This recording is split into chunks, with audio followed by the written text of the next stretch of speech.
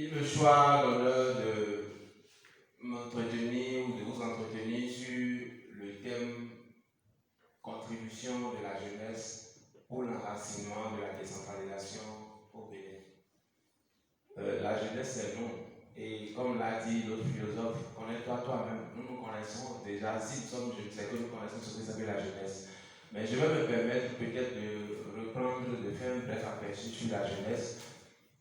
Selon la définition de l'ONU, c'est toute personne qui a entre 15 et 24 ans. Mais compte tenu des réalités africaines, je me permets de dire que cet âge est révolu. Les structures définissent la jeunesse suivant leur orientation et aspiration.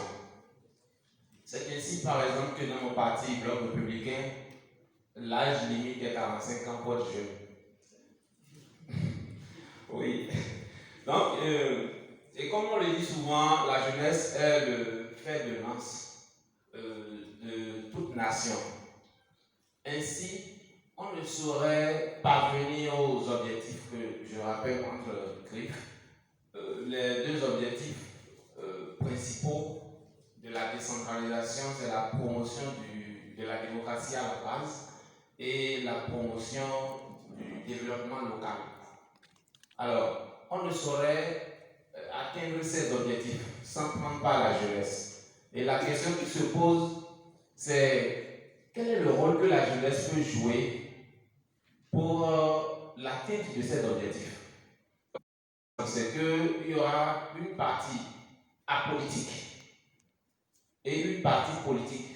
Puisque qu'on le veuille ou pas, les jeunes politiques et les jeunes apolitiques ont tous un rôle à jouer dans l'enracinement de la démocratie et de la décentralisation au Bénin. Alors, je commence par les jeunes apolitiques. Le plus souvent, quand on parle de décentralisation, à première vue, on se dit c'est un domaine politique. Alors que nous ne saurions aller au bout des objectifs de la décentralisation sans prendre part à cette jeunesse apolitique. Puisque aujourd'hui, je le reconnais, je suis jeune, acteur politique, mais je le dis, les jeunes politiques ne sont plus aussi crédibles pour contribuer même véritablement à l'enracinement de la décentralisation. Puisque chacun étant déjà membre d'un parti, suit les orientations de son parti. Et du coup, ne suit pas nécessairement ce dont la population à la base a besoin. Alors, la cible aujourd'hui pour réussir ces objectifs, je crois, c'est la jeunesse apolitique qui participe à l'enracinement sous deux angles: l'éco-citoyenneté et l'engagement citoyen. Je crois qu'il y a une petite différence. L'engagement citoyen, c'est tout ce que nous faisons et qui entre dans le cadre du respect des droits et devoirs.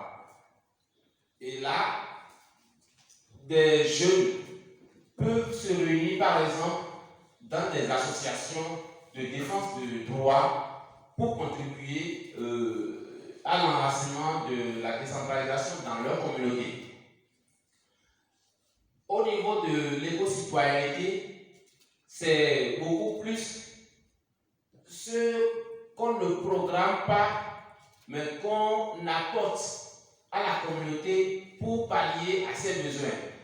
Quand vous entrez quand vous parcourez certaines communes du Bénin, vous allez voir des jeunes JCAI, le Léo Club International, des clubs services qui décident par exemple de planter des arbres ou choisissent un carrefour à l'entrée de Parakou, je crois, c'est la JCI, je vois, a fait quelque chose là.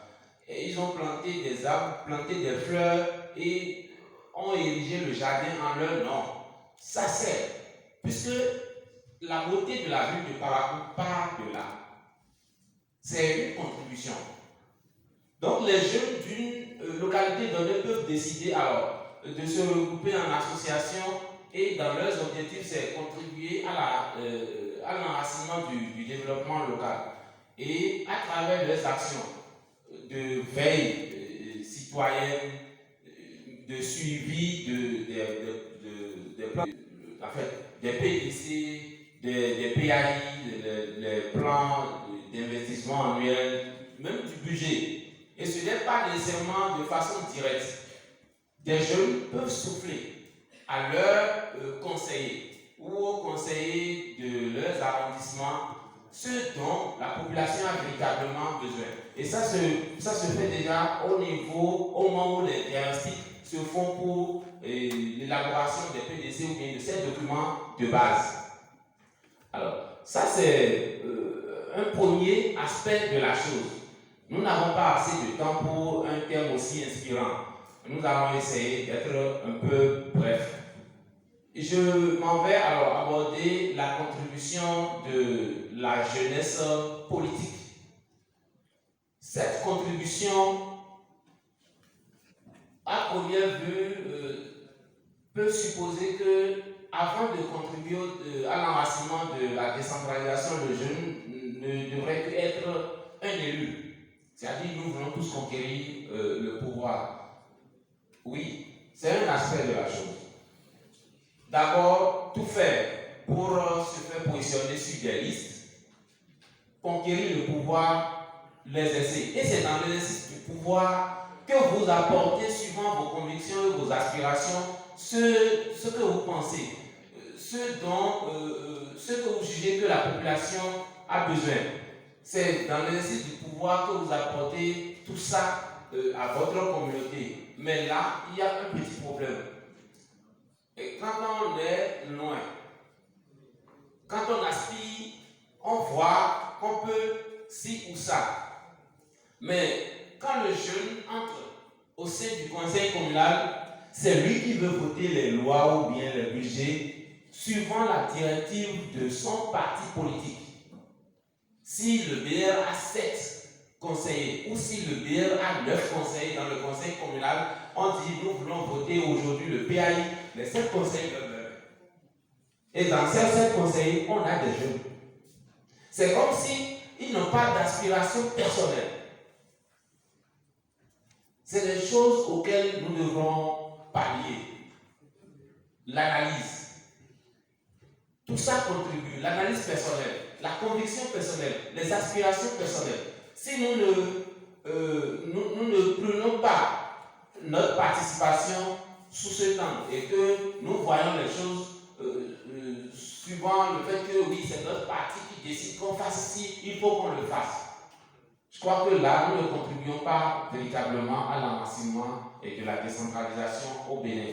Donc, que nous soyons jeunes acteurs politiques ou que nous ne le soyons pas, nous devrons tout faire pour apporter notre touche à l'amélioration des conditions de vie de la communauté, toutes choses qui contribuent à l'enracinement du développement local. Et ça, le problème fondamental, il faut qu'on rappelle le problème fondamental qui a amené vers le développement local, c'est que l'État central a constaté lui-même qu'il s'intéresse beaucoup plus aux villes, aux grandes villes, et laisse parfois des villes ou des communes que à peine on connaît. C'est-à-dire l'État connaît, c'est dans l'administration. Mais les gens, quand je dis par exemple la commune de, excusez-moi, la commune d'Agonaison, je suis d'Agonaison. Quand on dit la commune d'Agonaison, le nom qui saura qu'il y a une commune qui existe sous le nom d'Agonaison ne sera pas le même quand on parlera de Cotonou. Donc l'État central se limite beaucoup plus à Cotonou, Porto-Novo, Parakou et ne s'intéresse plus à ces petites communes, si je peux m'exprimer en ces termes. Et ce qui fait que ils ont commencé par constater le déséquilibre. Alors ils se sont dit, si on descend la gestion à la base, c'est que le natif d'Agonaison qui est maire doit savoir ce dont sa population a besoin et doit savoir les apporter la solution. Mes chers, nous n'avons pas assez de temps. Chers honorables, je vous remercie. Je suis à la fin de ma présentation.